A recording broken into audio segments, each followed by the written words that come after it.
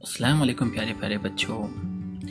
My presentation book subject EVS1 माहौलियत का मुताला हिस्सा अव्वल मीडियम उर्दू जमात चाहरों presented by Ansari Mohammad Basit school कायक Rafinagar municipal Urdu school number 2। चलिए हम माहौलियत के अव्वल का सबक नंबर 1 इसकी इब्तिदा करने जाते हैं। यहाँ पर आपके सामने जो है सबक का उन्वान आपके सामने है। सबक का उन्वान है हैवानात का दौरे हयात। ये आपके सामने सबक का उन्वान है। हैवानात यानी तमाम जानदारों का दौरे हयात, यानी जानदारों की पैदाइश से लेकर मौत तक जो साइकिल होती है, यानी कि बच्चे से लेकर मरने तक, पैदा होने से लेकर मरने तक का जो दौर होता है, जो टाइम होता है, जो वक्त होता है, उसको बोलते हैं दौर। हयात यानी ज़िंदगी का, यानी पैदाइश से लेकर मरने तक का जो दौर होता है उससे कहते हैं दौरे हयात कहते हैं। कि इंसान किस तरह पैदा हुआ या जानवर किस तरह पैदा होता है, किस तरह बड़े होते हैं और किस तरह इख्तिताम पजीर होते हैं, इसको कहते हैं दौरे हयात। तो हैवानात कहते हैं, इसमें सब जानदार आ गए। इसमें हैवानात में जो है जानवर, कीड़े मकोड़े, परिंदे, ये सब इसमें का शुमार होता है हैवानात में। तो हैवानात का दौरे हयात हम यहाँ पर जानने वाले हैं कि इनमें ख़ास बात क्या है। क्या इनमें यकसानियत पाई जाती है, क्या इनमें गैर यकसानियत पाई जाती है या नहीं पाई जाती है, ये हमें जानना है। जैसे कि यहाँ पर तस्वीर देखिए, यहाँ पे सवाल आपके सामने किया गया है, बताइए तो भला। आप जो यहाँ पे देख रहे हैं, यहाँ पे जो सवाल किया गया है कि बताइए तो भला, तो बताइए तो भला से पर यहाँ पे तस्वीर का आप बगैर मुताला करिए बेटा।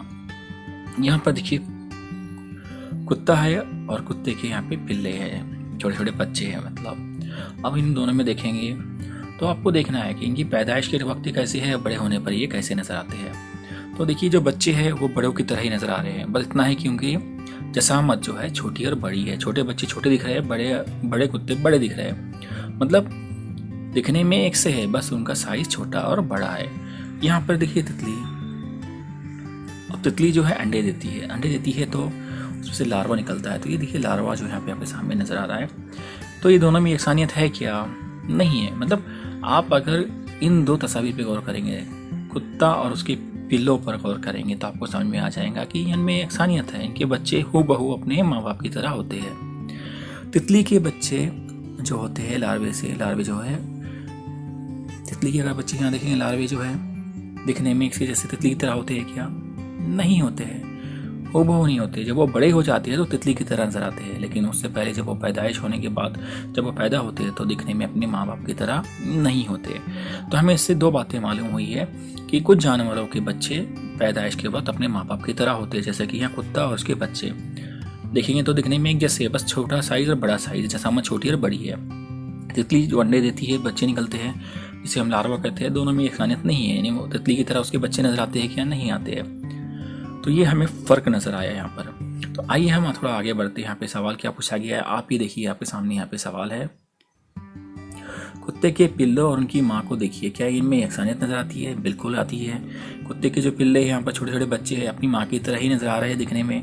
उनकी भी हाथ पैर नाक और उनकी दुम वगैरह सब अपनी माँ की तरह ही है, बस ये छोटे हैं और उनकी माँ बड़ी है। तो इनमें यकसानियत नज़र आती है। तितली और अंडे से निकलने वाले लार्वे को देखिए, क्या इनमें यकसानियत नज़र आती है? अब ये तितली देखिए, मैंने बताया आपको, उसका जो लार्वा ऊपर बताया मैंने आपको, दिखने में वो बच्चे एक जैसे दिख रहे हैं कि लार्वा मतलब तितली का बच्चा ही है बेटा, लेकिन दोनों में यकसानियत नज़र आती है क्या? नहीं। मतलब बच्चे अपनी माँ की तरह नज़र नहीं आ रहे, लिहाजा जो तितली है उसके बच्चे अपनी माँ की तरह यकसानियत नज़र नहीं आती है, बल्कि अलग नज़र आते हैं, तितली की तरह नज़र नहीं आते। कोई नहीं बताएगा अगर देखकर कि ये तितली का बच्चा है। इस तरह कुत्ते के बच्चे को देखकर हम कह लेंगे कि यार ये तो कुत्ते का बच्चा है, क्यों दिखने में अपनी माँ की तरह ही वो, या बाप जो भी है कुत्तों की तरह ही वो नज़र आता है। तो ये दो चीज़ें थी आपके सामने। अब हम थोड़ा सा आगे बढ़ते हैं, इस सबक के अगले टॉपिक पड़ाव की तरफ हम बढ़ने जा रहे हैं। अब यहाँ पे फिर से आपके सामने जो है सवाल किया गया है बच्चों। क्या सवाल किया गया है आपको यहाँ पे देखना है, बताइए तो भला। फिर आपसे पूछा जा रहा है कि यहाँ पर एक मुर्गी दिख रही है आपको, उसके कुछ यहाँ पे छोटे छोटे बच्चे हैं, फिर ये अंडे से निकला हुआ बच्चा दिख रहा है आपको, है ना? सवाल क्या होगा? तो नीचे देखिए हमें बता दिया जा रहा है कि मुर्गी अंडे देती है। जी हाँ, हमने देखा है मुर्गी अंडे देती है। अंडे सफ़ेद रंग के होते हैं, बड़े होते हैं, इन अंडों से चूजे निकलते हैं, ये भी हम जानते हैं चूजे निकलते हैं। अब सवाल किया जा रहा है, क्या बिल्ली के बच्चे अंडों से निकलते हैं? तो बहुत से बच्चे कहेंगे, मुझे बताएंगे कि नहीं नहीं सर, वो बिल्ली तो अपने छोटे छोटे बच्चे देती है, वो अंडे थोड़ी ना देती है। तो बेटा ये बिल्कुल सही कहेंगे आप, बिल्कुल सही जवाब है आपका कि जो है मुर्गी अंडे देती है और अंडों से चूजे निकलते हैं। ये बहुत दो बातें याद रखनी है, मुर्गी अंडे देती है, अंडों से चूजे निकलते हैं। लेकिन बिल्ली, कुत्ता, घोड़ा, बकरी, भैंस ये जो है अंडे नहीं देते, बल्कि ये जो है बच्चे देते हैं। ये बात समझ में आई। और इनके बच्चे देखने में अपनी माँ बाप की जैसे होती है। जैसे मुर्गी का बच्चा अगर आप देखेंगे, आप देखने में अपनी माँ बाप की तरह ही होता है, बस इतना है कि वो छोटा होता है और मुर्गी बड़ी होती है। कुत्ते, घोड़ा, बकरी, इनके बच्चे दिखने में माँ बाप की तरह ही होते हैं। शेर वगैरह के बच्चे आप देखिए, और शेर वगैरह जो है, बिल्ली वगैरह जो है, ये बच्चे देते हैं, अंडे नहीं देते। ये बात आपको याद रखनी है। थोड़ा सा हम ऊपर बढ़ते हैं। यहाँ पे तस्वीर देखिए, यहाँ पर इस तरह मुर्गी का बताया था, यहाँ बिल्ली का भी बताया। तो ये बिल्ली है और ये बिल्ली का बच्चा। तो दोनों में यकसानियत नज़र आ रही है कि नहीं आ रही है? बिल्ली की तरह बच्चे की भी दो कान है, हाथ है, पैर है, दुम है, चेहरा वगैरह अपनी माँ की तरह ही है। लिहाजा बिल्ली के बच्चे भी अपनी माँ की तरह होती है। और बिल्ली जो है अंडे नहीं देती है, ये हमें याद रखना है। मतलब कुछ जानवर अंडे देते हैं और उन अंडों से उनके बच्चे निकलते हैं। कुछ जानवर जो है डायरेक्ट बच्चे देते हैं, अंडे नहीं देते। ये बातें हमें याद रखनी है बुनियादी तौर पर। तो आइए हम अब जो है इस सबक के अगले पड़ाव यानी कि अगले हिस्से की तरफ बढ़ते हैं। यहाँ पर देखिए हैवानात की नशोनुमा। अब हम देख रहे हैं हैवानात की नशोनुमा यानी कि किस तरह उनकी बढ़ोतरी होती है, वो किस तरह छोटे से बड़े होते हैं। तो ये हम इस टॉपिक को अभी हम पढ़ने वाले हैं। तो थोड़ा मैं इसको जूम कर लेता हूँ आपके सामने। चलिए, हैवानात की नशोनुमा यानी हैवानात यानी जानदार बेटा, नशोनुमा यानी उनकी ग्रोथ, उनकी बढ़ोतरी, वो छोटे से बड़े किस तरह होते हैं, उनमें फ़र्क आता नज़र आता है क्या नहीं आता है, कि वो दिखने में अपने माँ की तरह होते हैं क्या नहीं होते, ये हमें सब पढ़ना है। बकरी के मेमने और पूरी तरह नशोनुमा पाई हुई बकरी में कुछ ज़्यादा फर्क नहीं पाया जाता। बकरी के बच्चे को बकरी का बच्चा हम कहते हैं, लेकिन उसके लिए लफ्ज़ है मेमना। क्या है? मेमना लफ्ज़ है, जैसे कि यहाँ पे लिखा है मेमने लिखा हुआ है ना। तो बकरी के मेमने यानी बकरी के बच्चे और पूरी तरह नशोनुमा पाई हुई बकरी यानी कि बड़ी बकरी, दोनों में कुछ फ़र्क नज़र आता है क्या? बकरी के बच्चे में और बकरी की माँ में आपको कभी नज़र आता है, फ़र्क नज़र आता है क्या? नहीं। आप सिर्फ क्या बोलेंगे, ये छोटा है और वो बड़ा है। उसी तरह बिल्ली के बच्चों और बिल्ली में भी ज़्यादा फ़र्क नज़र नहीं आता है। ये भी आपके पिछले तस्वीर में देखा आपने कि बिल्ली के बच्चा अपनी माँ की तरह हूबहू होता है। दोनों में भी कुछ फ़र्क नज़र नहीं आता है, सिवाय उनकी उम्र के और सिवाय उनकी साइज़ के, जसामत के। बच्चे माँ के पेट में नशोनुमा पाते हैं। अब ये बच्चे हैं तो कहाँ ग्रोथ होती है इनकी, कहाँ इनकी नशोनुमा होती है? तो ये सारे बच्चे, बकरी का बच्चा बकरी के पेट में होता है, बिल्ली का बच्चा बिल्ली के पेट में होते हैं, शेर का बच्चा शेर के पेट में, भैंस का, गाय का बच्चा उनके पेट में ही बड़ा हो जाता है और बड़ा होने के बाद ही पेट से वो बाहर आता है। माँ के पेट से इनकी पैदाइश होती है, माँ के पेट से इनकी फिर पैदाइश होती है। और ये हैवानात अंडे नहीं देते। मैंने कहा ना कि बकरी, बिल्ली, कुत्ता, घोड़ा, हाथी, शेर, चीता, मेंढी, घोड़ा, गधा, ये जानवर जो है बच्चे देते हैं। ओके, यहाँ तक कि इंसान भी जो है बच्चे देता है, बल्कि अंडे को ही नहीं देता है। ओके, ये बात आपको याद रखनी है। मुर्गी अंडे देती है, कौवा अंडे देता है, चील अंडे देता है, सांप अंडे देता है। आपको मालूम है ज़्यादातर सांप अंडे देते हैं, लेकिन कौवा, मकड़ी, गिरगिट जैसे कुछ हैवानात अंडे देते हैं। ये बात आपको देखना है। देखो कितना फ़र्क है। बकरी भी हैवान है, बिल्ली कुत्ता भी हैवान है, लेकिन कौवा, मकड़ी वगैरह ये सब भी हैवान ही है। बट कुछ जानवर जो है, हमें दो बात ही याद रखनी है, अंडे देते हैं और अंडों से चूजे या बच्चे निकलते हैं, और कुछ जानवर जो है डायरेक्ट बच्चे देते हैं। ये फ़र्क हमें मालूम होना चाहिए। अंडे देने वाले जानवरों में मकड़ी, कौवा, यहाँ पे देखो गिरगिट, यहाँ पे लिखा है कौवा, मकड़ी, गिरगिट है ना, मुर्गी, चील, आप भी बहुत सारे नाम बोल सकते हो जो अंडे देते हैं, ये हैवानात। ओके, तो अब हम थोड़ा आगे बढ़ते हैं इस टॉपिक के अगले पड़ाव की तरफ। यहाँ पे तस्वीर पे तो आपको समझ में आ रहा है कि बकरी का जो बच्चा होता है दिखने में अपनी माँ की तरह ही होता है, और बकरी डायरेक्ट बच्चा देती है, इनमें कोई फ़र्क नज़र नहीं आता है। तो अब हम बढ़ते हैं यहाँ पर मुर्गी के ताल्लुक से पढ़ेंगे कि अंडों से चूज़ों की पैदाइश कैसा होती है। ये हमें जानना है कि अंडों से चूज़ों की पैदाइश कैसे होती है। ये जानना बहुत ज़रूरी है कि भाई मुर्गी ने अंडे दिए, फिर अंडों में से बच्चे किस तरह निकलते हैं। जो बच्चे गांव से आए हैं, जो गांव में रहते हैं, उनके घर में अगर मुर्गियां वगैरह होंगी गांव में, तो उनको अच्छे से समझ में आता है। क्योंकि गांव में अक्सर क्या होता है, गांव में जो है गांव के लोग अंडे जमा करते हैं और उसे कोने में रखते हैं और एक मुर्गी को उसके ऊपर बिठा लेते हैं। वो मुर्गी उन अंडों को सहती है, उनके ऊपर बैठी रहती है, और काफ़ी दिनों के बाद 21 या 28 दिन के बाद जो है उन अंडों से फिर बच्चे निकलना शुरू होते हैं। तो यही यहाँ पे तरीका बताया गया है, जो गांव में बच्चे वो जानते हैं। तो चलिए आइए अब हम आपको यहाँ पे जो दर्ज है उसके बारे में पढ़ते हुए आपको आगे बढ़ना है। चींटियाँ, तितलियाँ, मछलियाँ, मेंढक, सांप, ये तमाम हैवानात अंडे देते हैं। याद रखिए, चींटियाँ लाल रंग की हो चाहे वो काली रंग की हो, जो भी आप चींटियाँ आपके आसपास देखते हो वो भी अंडे देती है। खासकर काली रंग की मुंगिया कभी देखिए एक घर से दूसरे घर में जब जाती है लाइन से, कभी कभी उनके हाथों मुंह के सामने सफ़ेद सफ़ेद सफ़ेद ये होते हैं, तो उनके हाथ में जो है मुंह में जो है तो अंडे होते हैं उनके। तो चींटियाँ भी अंडे देती है, लेकिन लाल कभी चींटी के आपने अंडे देखे हैं क्या? नहीं देखे। तो कुछ अंडे जो है हमें नज़र नहीं आते हैं, इसलिए हमें पता नहीं है। अब मुर्गी का अंडा हमें नज़र आता है तो हम बोलते हैं हाँ मुर्गी अंडे देती है। तो उसी तरह चींटी के अंडे हमें दिखे नहीं तो हमें नहीं मालूम है वो अंडे देते कि नहीं देते। तितलियाँ अंडे देती है, मैंने अभी बताया तुमको पहले सबक के पहले शुरू में बताया गया, अंडे से लार्वा निकलता है। मछलियाँ अंडे देती है, इसके अंडे बहुत से लोग मतलब बेचते भी है, मछलियों के पेट से निकलते हैं तो बहुत से लोग खाते भी है इसको भी। मेंढक अंडे देता है, ये हमें नहीं पता है, हम देखते नहीं है, हमें मालूम है बट हमने पढ़ा है, लेकिन हमने कभी अपनी आंखों से देखा नहीं है कि ये मेंढक के अंडे है। सांप भी अंडे देता है, आपको पता है। अब सांप हमारे पास पड़ोस में थोड़ी ना होता है, जंगल में होता है, तो बिल में रहता है, तो बिल में वो अंडे देते हैं, और हमारा कभी उससे सांप का नहीं होता है, इसलिए हमें नहीं पता होता है कि सांप भी अंडे देता है। आमतौर पर इनके अंडे हमें देखने नहीं मिलते, सही बात है, ये जानवर हमारे आसपास नहीं होते हैं, बस उड़ते हुए नजर आएंगे आसपास, बट हम इनको कभी सांप वगैरह कभी हमारे आसपास नजर नहीं आता, इसलिए हमें उसके बारे में कुछ जानते नहीं है, जंगल में रहता है। तो इनके अंडे हमें दिखाई नहीं देते, तो हमें पता नहीं होता है कि अंडे देते हैं कि नहीं देते हैं। कुछ छोटे हैवानात के अंडे बहुत छोटे होते हैं, कुछ हैवानात यानी कुछ जानवर यानी कि बच्चे जो होते हैं, अंडे जो होते हैं बहुत छोटे, जो हमें खुली आंखों से भी नज़र नहीं आते, इतने बारीक होते हैं, वो तो हमें आसानी से नज़र नहीं आएंगे, इतने बारीक होते हैं। मच्छर भी अंडे देता है, आपको पता है, बट हमें कभी नज़र आता है कि उसका अंडा नहीं नज़र आता है, उसको देखने के लिए दूरबीन का इस्तेमाल किया जाता है, इसलिए हम इससे वाकिफ़ नहीं होते ये हैवानात अंडे देते हैं। इसलिए हमें नहीं मालूम होता है कि भाई मच्छर भी अंडे देता है, चींटियाँ अंडे देती है, क्योंकि इनके अंडे हम कभी देखते ही नहीं है ना, हमें पता भी नहीं है। लेकिन मुर्गे अंडे देती है ये हम सब जानते हैं, है ये ना, क्योंकि हम अंडे खाते हैं, हमने अंडों को देखा है, हमने मुर्गी पाली है, मुर्गी हम पालते हैं, बड़ी करते हैं, वो अंडे देती है, फिर अंडों से चूजे निकलते हुए हमने देखा है, इसलिए हमको पता है।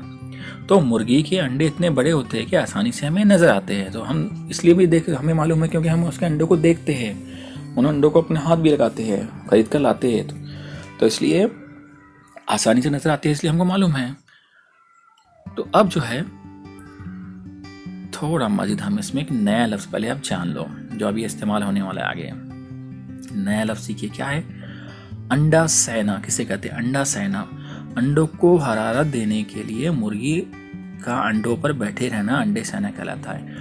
अंडों को हरारत देने के लिए, यानी कि देखिए जो मुर्गी जो है अंडों के ऊपर बैठी, ये अंडे है, इसके ऊपर, ये अंडों के ऊपर जो है ये मुर्गी बैठ जाती है। जब हम चाहते हैं कि मुर्गी के बच्चे हमारे पास चूजे होना चाहिए, तो हम अंडे जमा करते हैं और मुर्गी को उसके ऊपर बिठाते हैं, तो मुर्गी उसके ऊपर बैठती है। तो क्या होता है, उसके जिस्म की गर्मी को कहते हैं हरारत, उन अंडों को मिल जाती है, और वो 21 दिन तक 22 दिन तक उन अंडों पर बैठी रहती है, प्रॉपरली बैठी रहती है, ताकि उनको गर्मी मिलती रहे, हरारत मिलती रहे, और उन हरारत से क्या होता है, फिर अंडों में बदलाव होता है और अंडों से बच्चे निकलना शुरू हो जाते हैं। तो उस बैठने के काम को बोलते हैं अंडे सहना कहते हैं। क्या कहते हैं? अंडे सहना। याद रखिए कि मुर्गी का अंडों को हरारत देने के लिए, यानी गर्मी देने के लिए अंडों पर बैठे रहना, उसको कहते हैं अंडे सहना। तो यहाँ पे हम पढ़ रहे हैं, मुर्गी अंडे देती है, अंडों में चूज़ों की नशोनुमा के लिए हरारत की ज़रूरत होती है। अगर हमें अंडों से बच्चे निकालने हैं, यानी चूज़े चाहिए हमें, तो उसको गर्म करना पड़ेगा। आप बोलेंगे सर बहुत आसान है, मैं तो अंडा जो है तवे पे रख दूंगा, चूल्हे पे रख दूंगा, गर्म हो जाएगा और बच्चा निकल जाएगा।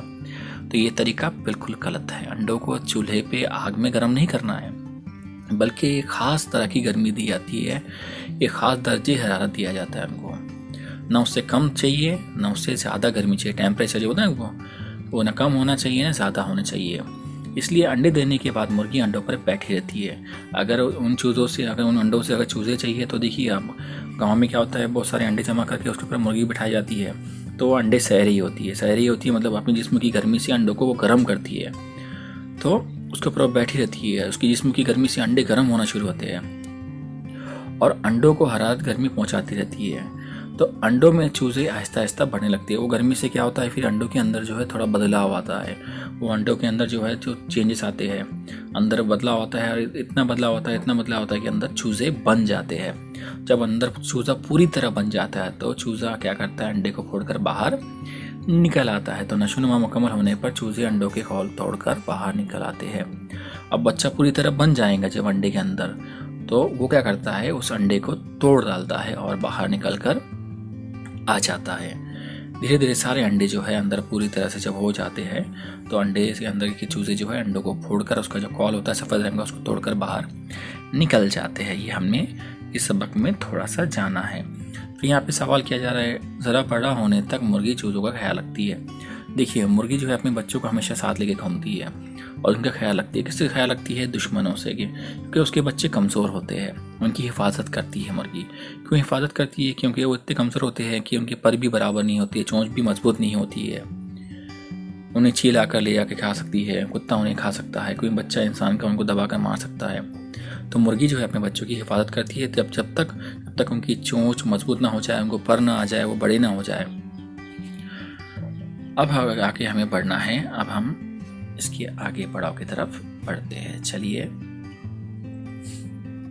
सवाल है, क्या आप जानते हैं? यहाँ पे फिर से सवाल किया गया है, क्या आप जानते हैं? क्या आप क्या जानते हैं, ये देखना है यहाँ पे। जिस वक्त मुर्गी अंडे पर बैठी होती है उस वक्त वो अंडों की हिफाजत के लिए जारहाना अंदाज इख्तियार कर लेती है। अंडों के पास किसी के जाने पर वो उसे मारने के लिए दौड़ती है। आपको ये मालूम होना चाहिए कि मुर्गी जब अंडों पर बैठी होती है, अंडों पर क्यों बैठती है? हरारत देने के लिए। हरारत देना से क्या होता है, उन अंडों के अंदर जो है चूजे बनना शुरू हो जाते हैं, और जब चूजे बन जाते हैं तो अंडे को फोड़कर बाहर निकल जाते हैं।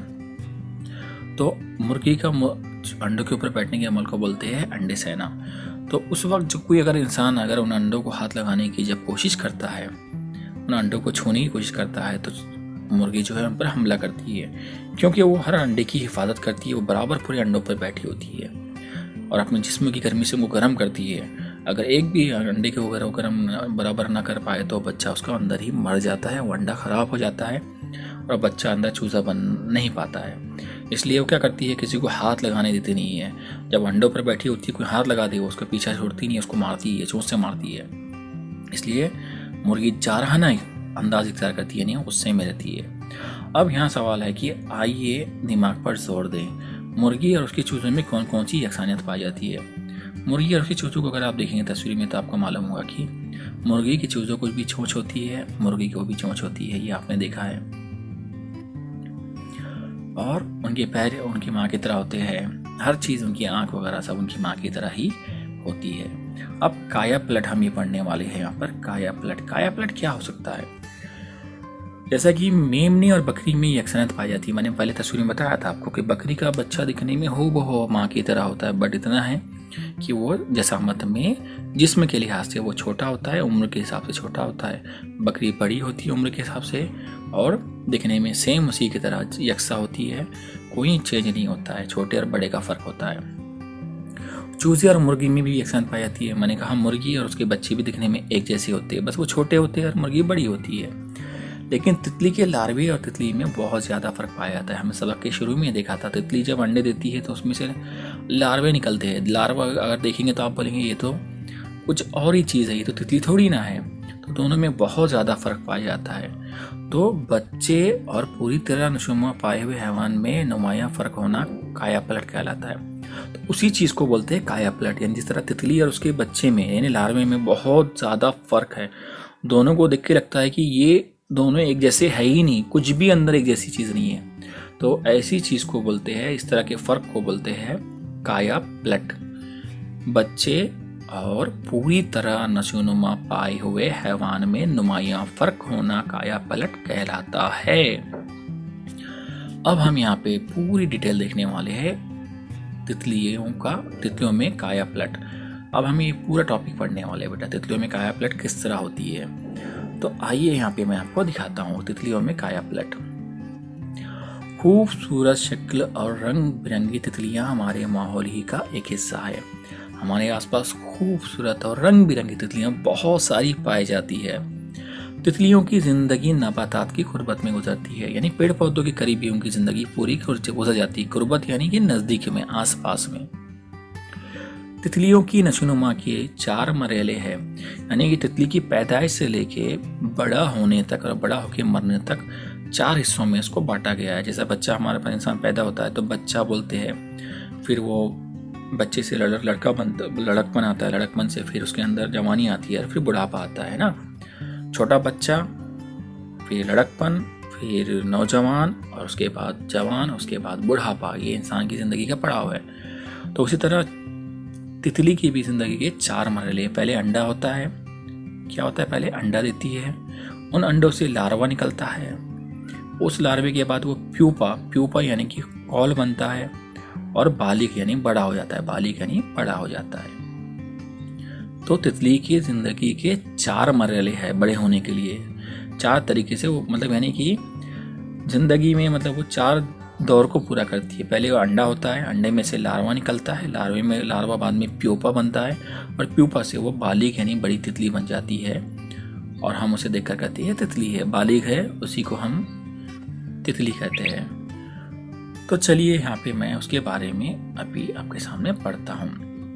ये जो तितली नजर आ रही है इसको बोलते हैं चितरंगी तितली बोलते हैं। चितरंगी तितली हमारे यहाँ बहुत ज़्यादा पाई जाती है। इस रंग की जो तितली होती है इसको बोलते हैं चितरंगी तितली, और ये हमारे आसपास बहुत ज़्यादा पैमाने पर पाई जाती है। इसकी मिसाल के ज़रिए हम देखेंगे कि तितलियों की नशोनुमा किस तरह होती है। अब इसकी हम देखेंगे कि इसके अंडे कैसे होते हैं, इसका लार्वा कैसे बनता है, लार्वे के बाद प्यूपा कैसे बनता है, और बाद में वो तितली किस तरह बन जाती है, यानी कि बालिग कैसे हो जाती है।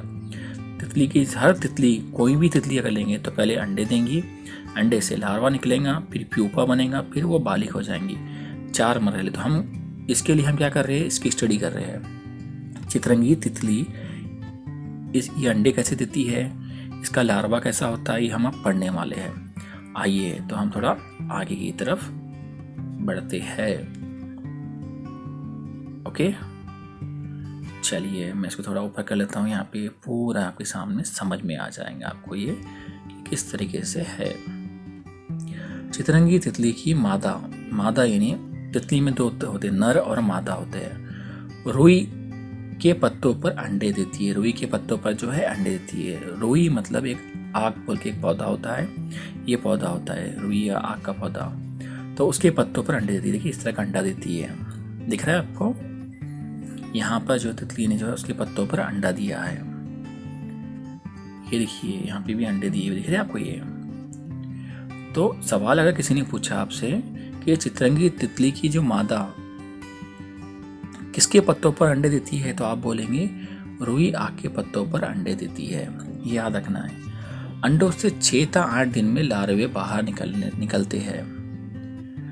तितली के लार्वे को सुंडी कहते हैं। देखो ये अंडे जो है तो 6 से 8 दिन के बाद, या तो दिन कितने हैं, 6 से यहाँ पर जो है 6 से 8 दिन के बाद जो है लार्वा बनता है। ये देखो ये अंडे से लार्वा बन गया। लार्वा, लेकिन लार्वे को उसने एक और नाम दिया है। देखो यहाँ पे क्या कहा उसने, सुंडी कहा। क्या कहा, सुंडी कहा। ये आपको याद रखना है। तितली के अंडे से निकलने वाले लार्वे को क्या कहते हैं, सुंडी। वेरी गुड, क्या कहते हैं, सुंडी। कितने दिन के बाद बनता है ये, अंडे में से निकलता है ये, 6 या 8 दिन के बाद निकलता है।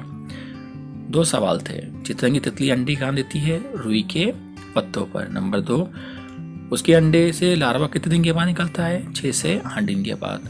और वो लार्वे को क्या कहते हैं, सुंडी कहते हैं। ये आपको याद रखना है। सुंडी अंडे से बाहर निकलती है और फौरन खाना शुरू करती है। देखो यहाँ पे खा रही थी, पत्ता खा रही है उसने। देखिए यहाँ पे पत्ते को खाना शुरू कर दी। यहाँ का हिस्सा कटा हुआ दिख रहा है आपको ये। तो सुंडी जैसे निकलती है पत्ते को खाना शुरू करती है। जिस पत्ते पर वो अंडे से निकलती है उस पत्ते को भी कतर कर खा लेती है। यानी जिस पत्ते पर वो बैठी हुई पत्ता है इसको भी वो खाना शुरू करती है, कतर दी है। इसके खाने की रफ्तार बहुत ज़्यादा होती है, उसकी रफ्तार खाने की बहुत ज़्यादा होती है। लार्वे को सुंडी बोल रही है, याद रखिए आप। इसलिए इसकी नशोनुमा तेज़ी से होती है। नशोनुमा जो है तेज़ी से होती है। नशोनुमा यानी इसकी बढ़ोतरी बहुत जल्दी जल्दी बड़ी होती है। इतना खाती है कि जल्दी जल्दी बड़ी होना होती है। उसको भूख इतनी लगने लगती है। इसका सिस्टम ही ऐसा बना होता है खाने के लिए कि जो पत्ते पे बैठी होती है, अंडे होते हैं, वो अंडे से निकलने के बाद वो पत्ते को भी वो खा लेती है पूरा, सिर्फ खाती रहती है। उसकी खाने की रफ्तार बहुत तेज होती है। ओके, अब हम जो है अगले पड़ाव की तरफ बढ़ेंगे। आगे की मतलब आगे क्या होता है हम वो जानेंगे। ओके, यहाँ पर उसने दिया है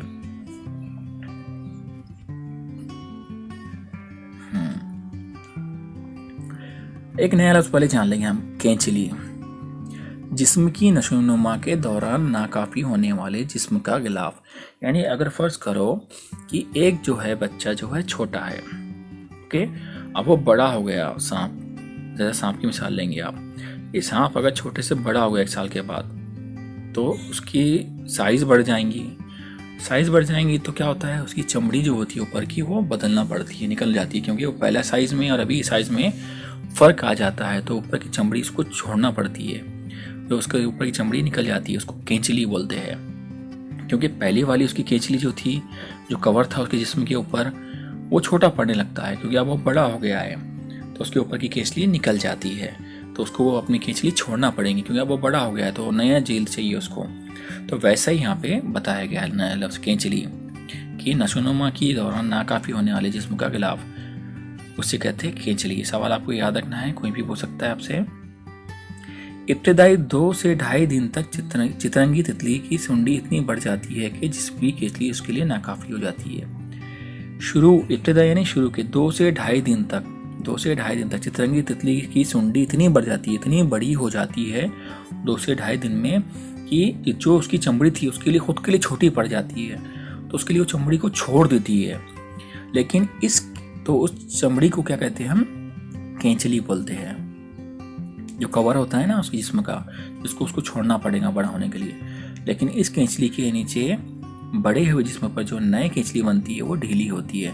अब इसके नीचे क्या होता है कि वो केंचली छोड़ेंगे तो जाहिर सी बात है उसको तो मर जाएंगी, तो पहले से अंदर एक छोटी सी और एक केंचली आ जाती है जो कि बहुत ढीली होती है। फिर वो ढीली होती है तो वो अब पुरानी केंचली से सुंडी बाहर निकल आती है, पुरानी जो केंचली थी उससे बाहर निकल आती है, उसको फेंक लेती है चमड़ी को। इस सुंडी को केंचली उतारना कहते हैं, इसे सुंडी का केंचली उतारना कहा जाता है, इसे सुंडी का जो है केंचली उतारना कहा जाता है। तो अब हम जो है इस सबक के अगले पड़ाव की तरफ बढ़ रहे हैं। सुंडी दोबारा तेजी से पत्ते खाना शुरू करती है। अब उसने केंचली बदल दी एक मर्तबा, अब उसकी चमड़ी जो है निकल गई, अब बड़ी और नई चमड़ी आ गई है, नई जिल्द आ गई है, नया गिलाफ आ गया है, नया पर्दा आ गया है उसके जिस्म के ऊपर। और वो पर्दा थोड़ा ढीला ढीला होता है तो उसको भरने के लिए वो और खाती है। अब खाने की रफ्तार फिर से शुरू हो जाती है उसकी नशोनुमा फिर से नशोनुमा में फिर से तेजी आ जाती है। फिर 2-2.5 दिन के बाद दोबारा जो है केंचली उतार देती है। फिर 2-2.5 दिन के बाद, पहले 2-2.5 दिन के बाद पहले उसने अपनी पर्दा निकाल दिया जिस्म के ऊपर का, अब वो दूसरा पर्दा भी निकाल देती है। इस तरह वो 4 मरतबा केंचली उतारती है। इस तरह वो जो है 4 मरतबा जो है अपनी जिस्म का पर्दा या फिर उसको हम बोलेंगे केंचली निकालती है 4 मरतबा। जब भी निकालती है खूब खाती है और बड़ी हो जाती है, फिर खाती है। इस तरह वो 4 मरतबा केंचली उतारती है।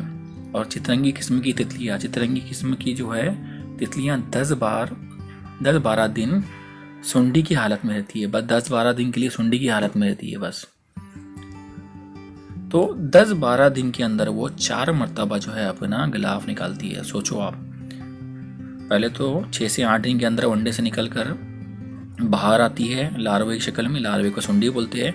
हर 2.5 दिन के बाद जो अपनी चमड़ी बदलती है और बड़ी से बड़ी होती जाती है और 10-12 दिन तक सुंडी की हालत में रहती है बस। उसके बाद वो तीसरे मरहले में चली आती है। आखिरी मरतबा केंचली उतारने से पहले सुंडी किसी तने की गांठ पर या पत्ते पर रेशम जैसे धागे का गुच्छा बनाती है। आप देखिए आप क्या करती है, पत्ता खाने के बाद या फिर ऐसे किसी भी शाख पर जो है रेशम का गुच्छा बनाती है, इस तरह गोल गोल अपने आसपास जो है गिलाफ बनाती है। इस गुच्छे से वो अपने आप को लटका लेती है और ऐसा गुच्छा बना के जो है वो अपने आप को लटका देती है। जैसे कि आप सब यहाँ पे देख रहे हैं कि यहाँ पर उसने क्या कर दिया, वो सुंडी ने अपने आप को लटका दिया है और अपने आसपास जो है रेशम का एक गुच्छा बना दिया है। उस वक्त केचली उतारते ही वो कॉल से बंद हो जाती है। जैसे वो केचली निकालती है उस कॉल के अंदर वो बंद हो जाती है। नशोनुमा का ये मरहला प्यूपा कहलाता है। तो इसे कहते हैं प्यूपा। क्या कहते हैं इसे?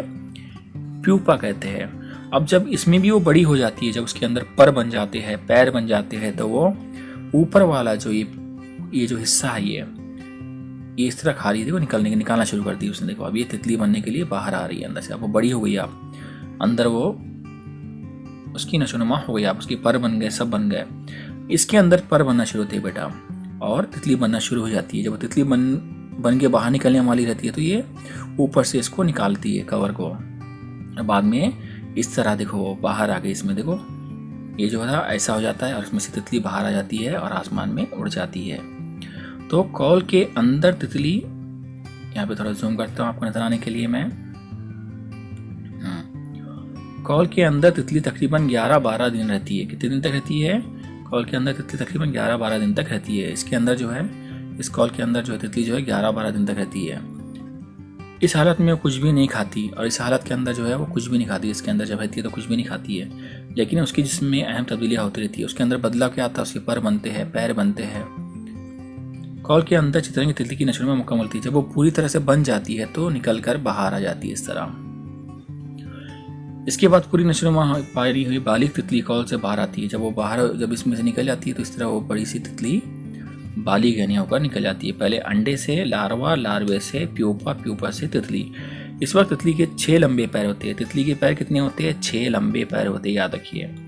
और 4 खूबसूरत पर होते हैं। 4 खूबसूरत उसके पर होते हैं। चितरंगी तितली में देखिए 6 उसके लंबे पैर होते हैं और 4 खूबसूरत पर होते हैं।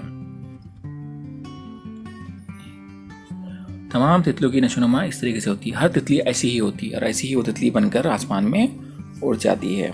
अब यहाँ पे बता रहा है वो, क्या आप जानते हैं ये तय होता है कि तितली की मादा किस नबातात के पत्ते पर अंडे देंगी? ये पहले से ही होता है कि मतलब कि कौन सी तितली कौन से पत्ते पर जाके कौन से पौधे के पत्ते पे अंडे देंगी, पहले से मालूम होता है। मुख्तलिफ किस्म की तितलियों के अंडों से सुंडी के निकलने का अरसा मुख्तलिफ होता है। चितरंगी तितली में देखिए अंडे से लार्वा निकलता है 6 से 8 दिन में, लेकिन वो ज़रूरी नहीं है कि 6 से 8 दिन में निकले। हर तितली के लिए अलग अलग होता है, वो किस पत्ते पर वो बैठी है, किस पौधे पर वो बैठी है, तो उसके हिसाब से उनका दौर होता है। हर तितली का दौर अलग अलग होता है, बट तरीका एक ही होता है। अंडा बनेगा, अंडे से लार्वा निकलेगा, लार्वा को सुंडी बोलते हैं, फिर प्यूपा बनेगा और प्यूपा बनेगा तितली बनेगी। ये 4 हिस्से होते हैं। तो सुंडियों में भी बहुत तनों होता है। सुंडियों में भी मुख्तलिफ किस्म की सुंडियाँ मुख्तलिफ रंगों की होती है। और जो सुंडी होती है, जैसे कि आपको मैंने बताया था, सुंडी की ये तस्वीर आपने देखी है यहाँ पर जो है, ये तस्वीर से पहले इसमें पेज पे आपने देखी है ना, तो अली की तरह होती है। तो वो जो है आपने देखा है, तो आप याद रखिए दिखने में वो एक जैसे नहीं होते। किसी का रंग जैसा रंग रहेगा वैसी तितली बनेगी। उनका जिस्म लंबूतरा होता है, वो लंबूतरा होता है। कई सुंडियों के जिस्म पर बाल जैसे रेशे भी होते हैं, कुछ सुंडियों के ऊपर तो रेशम जैसे बाल भी होते हैं। ये आपको मालूम होना चाहिए। अब हम आगे की ओर बढ़ते हैं, चलिए। अब यहाँ पे हम आगे हैं हमारे अगले पड़ाव की तरफ। यहाँ पर अगर आप गौर करेंगे तो आपके सामने जो है तस्वीरें दी गई। देखो ये तितली बनी है तो इसका प्यूपा, सुंडी अलग रंग की होंगी, इसकी सुंडी अलग रंग की होंगी, इसकी सुंडी अलग रंग की होंगी, इसकी सुंडी अलग रंग की होंगी। जिस तरह की दिख रही तितली दिख रही है वैसी उसकी सुंडी होंगी। किसी की छोटी होंगी सुंडी, किसी की लंबी होंगी, किसी के जिस्म पर बाल होंगे, लेकिन 6 पैर रहेंगे लंबे और 4 पर रहेंगे। और ये जो है रंग बिरंगी तितलियां आपके सामने हैं। चलिए, क्या आप जानते हैं, यहाँ पे पूछा गया है, साफ किया हुआ अनाज हम डब्बों में भर कर रखते हैं। कभी कभी देखिए अनाज लाते हैं, दाल लाते हैं, चावल लाते हैं अम्मी अब्बा हमारे घर में, उनको हम डब्बे में बंद कर लेते हैं। इसके बावजूद कुछ दिनों बाद डब्बों के ढक्कन खोलने पर अनाज में कीड़े नजर आते हैं। जब हम वो डब्बा खोलते हैं अनाज का, गेहूँ का, चावल का, या जवार का, या फिर दालों का, तो उसमें देखो कीड़े नजर आते हैं बारीक बारीक बारीक। तो अनाज के गोदाम या बनी की दुकान में, हमारे घर जैसे किसी भी मुकाम में अनाज में कीड़े हो सकते हैं। तो अनाज के गोदाम में बोलो या बनी की दुकान में बोलो, आपको याद रखना चाहिए घर में या किसी भी मुकाम पर अनाज में कीड़े हो सकते हैं। कीड़ों की मादा ने अनाज में अंडे दे दिए होते तो हमें नजर नहीं आ सकते। अब कीड़े की जो मादा है, यानी कि कीड़े में 2 होते हैं, नर और मादा होती है। जैसे आदमी औरत होती है वैसे कीड़े में भी आदमी औरत होती है, जिसे मादा और नर कहते हैं। तो उन्होंने अनाज के अंदर अंडे दे दिए, गेहूँ के अंदर, चावल के अंदर, दाल के अंदर, लेकिन हमें वो नज़र नहीं आते हैं क्योंकि वो इतने छोटे होते हैं, क्योंकि वो बहुत छोटे होते हैं। तो अनाज के डब्बों में मौजूद हवा और गर्मी इन अंडों की नशोनुमा के लिए काफ़ी होती है। हमने तो डब्बे बंद कर दिए। अब डब्बे के अंदर जो गर्मी है, जो हवा है, उससे क्या होता है, वो अंडे, उनकी नशोनुमा होती है। नशोनुमा होती है मतलब वो अंडों में से बच्चे बनना शुरू हो जाते हैं उस गर्मी से, हवा से। इसलिए डब्बों में इनकी नशोनुमा होती रहती है और डब्बे के अंदर वो बच्चे बनना शुरू हो जाते हैं। हमें पता नहीं चलता, डब्बे तो पड़े कोने में, लेकिन उनके भी अंडे, सुंडी, लार्वे, प्यूपा और बालिग ऐसे मरहले में होते हैं। कीड़े की भी देखो, तितली से अंडे निकलते हैं, अंडे से लार्वा होता है, लार्वे से प्यूपा बनता है, फिर वो तितली बन जाती है। तो वैसे कीड़े का भी ऐसे ही होता है, कीड़े भी अंडे देते हैं, अंडे से लार्वा बनता है, लार्वे के बाद वो प्यूपा बनते हैं, उनमें से फिर कीड़े निकलते हैं। तो फिर क्या होता है, अब हम जब डब्बा खोलते हैं तब अनाज में कीड़े नशोनुमा के जिस मरहले में होते हैं वो हमें दिखाई देते हैं। तो हम जब डब्बा खोलते तो बोलते हैं यार इतने सारे कीड़े कैसे किया होगा इसके अंदर, डब्बा तो बंद था। तो अब आपके समझ में आ गया होगा कि अंदर कीड़ों ने अंडे दिए होंगे जो हमें नज़र नहीं आते हैं। उन अंडों से लार्वा निकला होगा, फिर वो लार्वों से जो है तो अलई, जिसको बोलते हैं ना, बारीक बारीक सफ़ेद रंग की अलैयाँ पाई जाती है। फिर कभी कभी क्या होता है, घुन के कीड़े होते हैं। तो ये कैसा होता है, इनके अंडे होते हैं, अंडे से फिर वो पहले क्या निकलता है, लार्वा निकलता है। लार्वा निकलने के बाद फिर क्या होता है, वो यस प्यूपा बनता है। फिर उसके बाद वो कीड़े वापस से बन जाते हैं। हम बोलते इतने सारे कीड़े कैसे क्या हो गए, उसकी वजह ये होती है कि अब इस सबक में हमने क्या सीखा आप देखिए। हमने जो बातें सीखी आपको याद रखना है। मुर्गी के अंडों में चूजों की नशोनुमा के लिए हरारत की जरूरत होती है। अब मुर्गी से निकलने में हमें चूजे चाहिए, अंडों से चूजे चाहिए, तो मुर्गी के अंडों में चूजों की नशोनुमा के लिए हरारत की जरूरत होती है। तो मुर्गी के अंडों में क्या होता है, मुर्गी को अंडों पे बैठना बहुत ज़रूरी होता है क्योंकि मुर्गी उनको वो गर्मी पहुंचाती है, हरारत, जिसके लिए मुर्गी अंडों पर बैठती है, जिसके लिए मुर्गी उनके ऊपर बैठती है, जिसे हम क्या कहते हैं, अंडे सेना कहते हैं। पूरी तरह नशोनुमा पाए हुए चूजे कॉल तोड़कर बाहर निकलते हैं। जब वो पूरी तरह बच्चे अंदर बन जाते हैं अंडे से, पूरी तरह नशोनुमा पाए हुए चूजे कॉल तोड़कर बाहर निकलते हैं। हमने पढ़ा था। फिर तितलियों की नशोनुमा में भी जो है, तितलियों की नशोनुमा के 4 मरहले होते हैं। पहले अंडा, फिर लार्वा, फिर प्यूपा, फिर बालिग। बालिग मतलब तितली। चितरंगी तितली रुई के पत्तों पर अंडे देती है, हमने सीखा। अंडों से सुंडियाँ निकलती है, ये भी हमने जाना। फिर नशोनुमा मुकम्मल हो जाने के बाद सुंडी कॉल के मरहले में दाखिल होती है। जब वो नशोनुमा पूरी हो जाती है तो सुंडी कॉल के मरहले में दाखिल हो जाती है। इस कॉल से पूरी तरह नशोनुमा पाई हुई तितली बाहर निकलती है। जब वो कॉल यानी प्यूपे से जब बाहर निकलती है तो तितली बाहर निकलती है। और जब तितली बाहर निकलती है उस वक्त उसके 6 लंबे पैर होते हैं और 4 खूबसूरत पर होते हैं। ये हमने इस सबक में सीखा। अब हम इसके आगे बढ़ेंगे। हमें ज़हनशीन करना है क्या, तितलियाँ हमारे माहौल का एक हिस्सा है। तितलियाँ हमारे माहौल का हिस्सा है क्योंकि हमारे आसपास रहती है। तफरीह के लिए तितलियाँ पकड़ना, उन्हें धागे से बांध कर रखना गलत बात है। बहुत से बच्चे तितलियाँ पकड़ते हैं, धागे से बांधते हैं, जो कि अच्छी बात नहीं है। तफरीह के लिए हम किसी की जान नहीं ले सकते। आइए अब इस सबक के सवाल जवाब पर हम गौर करते हैं। मश्क है आपके लिए। आइए अपने दिमाग पर जोर दें। मुर्गी के अंडों से चूजे निकलने के लिए 20 से 22 दिन दरकार होते हैं। ये आपको मालूम होना चाहिए कि मुर्गी के अंडों से चूजे निकलने के लिए कितने दिन लगते हैं, 20 से 22 दिन लगते हैं। क्या दूसरे परिंदों के अंडों से भी बच्चे निकलने के लिए इतने दिन दरकार होते हैं? तो बेटा ये हर जानवर के लिए अलग अलग होता है। मुर्गी के बच्चे को अंडों से निकलने के लिए 20 से 22 दिन लगते हैं, लेकिन कौवे के लिए अलग दिन लगते हैं। चील के बच्चों को अंडे से निकलने के लिए अलग दिन लगते हैं। तो ये हमें पता है, हर एक का तरीका दौरे हयात अलग अलग होता है हर जानवर के हिसाब से। आपने घास में भिन्न बनाने वाली भनभेरी, ड्रैगन फ्लाई, ये ड्रैगन फ्लाई आपके सामने दिख रही है, ड्रैगन फ्लाई, उसको भनभेरी बोलते हैं, देखी होंगी, आपने देखा होगा इसको। अंडा, लार्वा, प्यूपा और बालिग, इन 4 मरहलों में से ये कौन सा मरहला है? शक्ल को देखिए आप बताओ, ये अंडा है क्या? आप बोलेंगे नहीं सर ये तो अंडा नहीं है, तो अंडा नहीं है। लार्वा है क्या? लार्वा भी नहीं है। प्यूपा है क्या? नहीं है। बालिग, हाँ बालिग है ये, तो ये बालिग है। ओके। फिर है सब्जी साफ करते वक्त इसके पत्ते पर मुख्तलिफ शक्ल के सुराख नजर आते हैं। सारी हरी सब्जी है जो खास करके पालक वगैरह हम तोड़ते हैं, कभी आप देखना उसके अंदर पत्ते बीच में से खाए हुए होते हैं, हम बोलते हैं यार इसके अंदर सुराख नजर आ रहा है। इसे कीड़े ने खाया हम बोलते हैं, तो कीड़ा नहीं खाता है बल्कि वो सुंडी खाती है।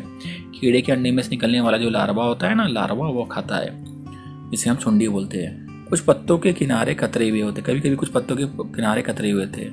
इसकी क्या वजह हो सकती है? इसकी वजह ये होती है कि जो भी कीड़ा या फिर तितली ने जो अंडा दी है उसमें से जो लार्वा निकला है, उन्होंने उन पत्तों को, या वो कीड़े से निकलने वाले लार्वे ने उन पत्तों को खाना शुरू किया है, उन्होंने वो खाकर आगे चले गए हैं, इसलिए वो कतरे हुए या सुराख वाले चीज़ें हमें पत्ते नजर आते हैं। सेम या मटर की फली साफ करते वक्त बाज़ वक्त इनमें छोटे हरे जानदार नजर आते हैं। मटर की फली फोड़ने पे कभी देखो उसके अंदर हरे रंग की अलई नजर आती है। तो जो अलई है, तो उसमें लिखा है कि तितली की नशोनुमा के 4 मरहलों में से वो कौन सा मरहला है। मटर की फली कभी छिले होंगे आपने, अम्मी के साथ कभी बैठना वहाँ पर देखना, उसके अंदर कभी हरे रंग की अलई नजर आती है, कीड़ा नजर आता है। तो अंडे में से निकला वो लार्वा होता है, वो हरे रंग की अलई जो होती है लार्वा होता है। अब क्या होगा, वो लार्वा खाएगा और आखिर में क्या करेंगे, अपने आसपास रेशम का गुच्छा बना देगा वो, फिर उसमें से वो तितली बन के निकल जाएगा या कीड़ा बन के निकल जाएगा। तो वो जो है लार्वे की शक्ल है। ओके, अब हम जो है हिस्सा बे की तरफ बढ़ने वाले। यहाँ पर मुख्तसर जवाब लिखिए। मुर्गी को अंडे क्यों सहना पड़ते हैं? क्यों सहना पड़ते हैं मुर्गी को अंडे? क्योंकि उन अंडों से चूजे को निकलने के लिए मुर्गी को अपनी जिस्म की हरारत देना पड़ती है, इसलिए मुर्गी अंडों पर बैठ जाती है और उस हरारत की वजह से अंडों के अंदर चूजे बनना शुरू हो जाते हैं, इसलिए मुर्गी को अंडे को सहना पड़ता है।